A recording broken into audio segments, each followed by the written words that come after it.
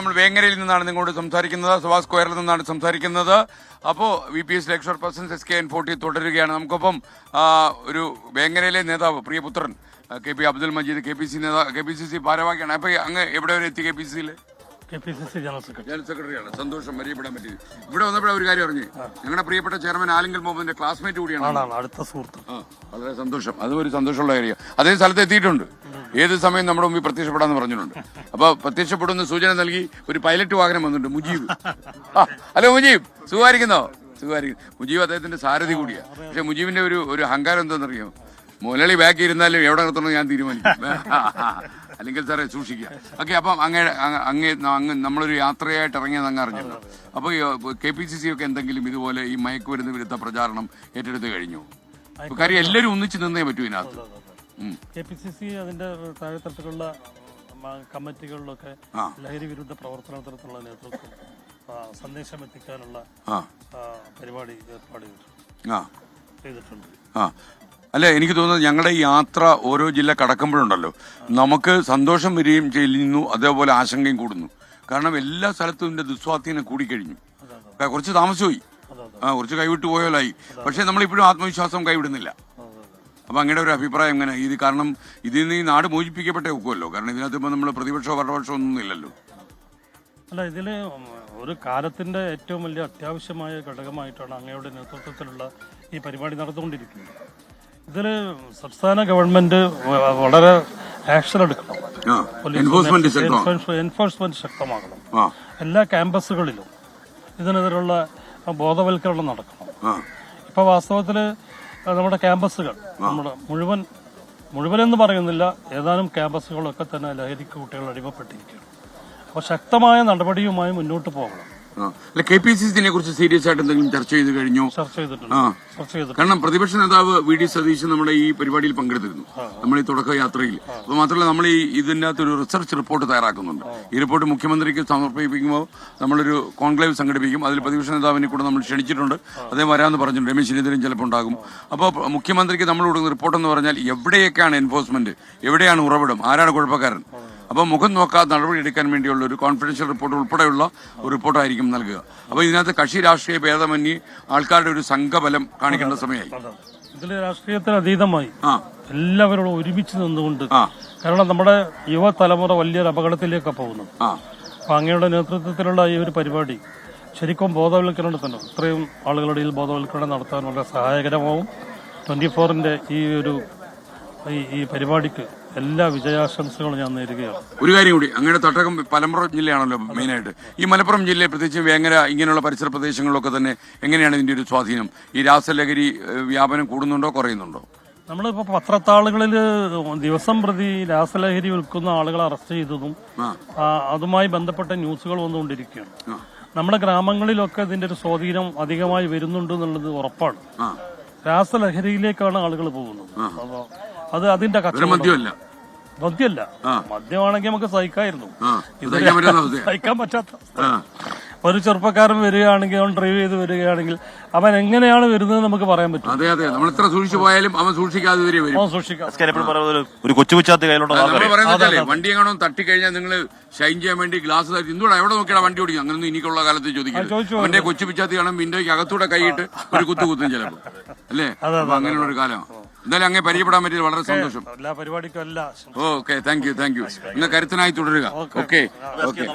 സഭാ സ്ക്വയറിൽ നിന്ന് സാൻ ഫ്രാൻസിസ്കോയോട് പോസ്കെ, സഭാ സ്ക്വയറിൽ നേരെ സാൻ ഫ്രാൻസിസ്കോയോട് അമേരിക്കൻ.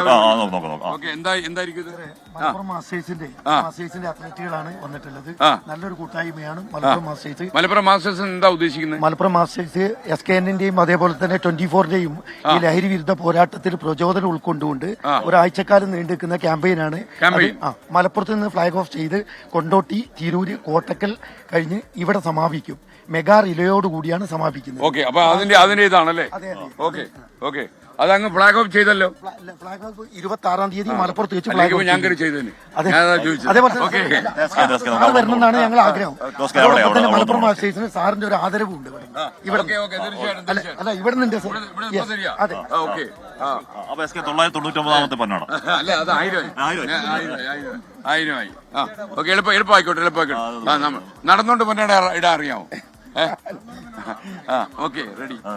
അല്ല, എന്താ അപ്പൊ 1000ാമത്തെ പൊന്നാടയിട്ട ആളങ്ങാണ്. 1000ാമത്തെ പൊന്നാട 10 ജില്ലയുടെ പൂർത്തിയുള്ള 1000ാമത്തെ പൊന്നാട.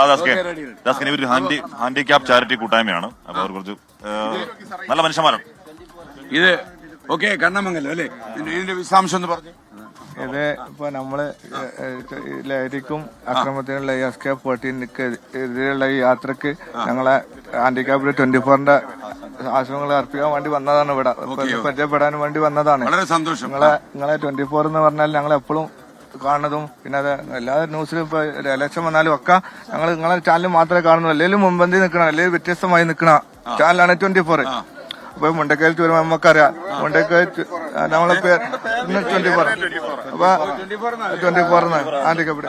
അപ്പൊ ഇപ്പൊ ഈ മുണ്ടക്കയിൽ ചുരമലൊക്കെ ആ ദുരന്തത്തിൽ നിങ്ങൾ ഒരുപാട് എല്ലാം കൊണ്ട് പോലെ കൈത്താങ്ങിലൊക്കെ നിങ്ങൾ തന്നെയാണ്. പിന്നെ ഫ്ലവേഴ്സ് ഗോകുലം ലേറ്റനൊക്കെ ഞങ്ങൾ കാണുന്നുണ്ട് ഇതൊക്കെ.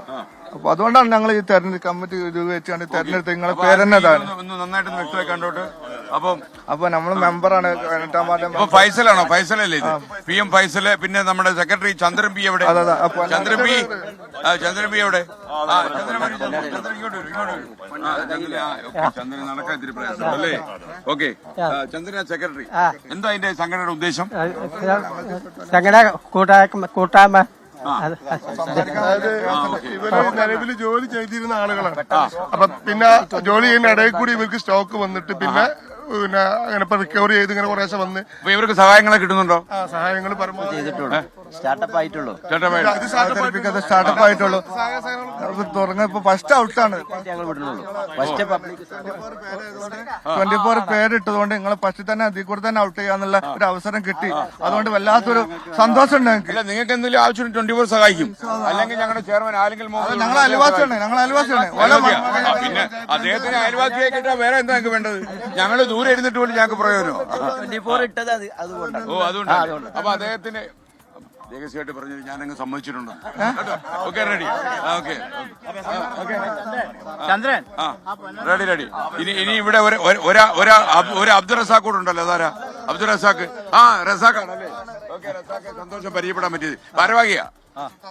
ട്രഷറർ, ഖജാൻജിയാ? കാശ് വല്ലതും ഉണ്ടാകില്ലേ? ഇതിലെന്താ എഴുതിയേക്കുന്നത്? അപ്പൊ എന്താ നിങ്ങളുടെ സംഘടന ഉദ്ദേശം എന്ന് പറഞ്ഞു? സന്തോഷം, വളരെ സന്തോഷം. എല്ലാവരും ആരും സങ്കടപ്പെടരുത്. ഒരു സെക്കൻഡ്, അത് സംസാരിക്കുന്നു. സങ്കടപ്പെടാൻ പാടില്ല. ആരും സങ്കടപ്പെടരുത്.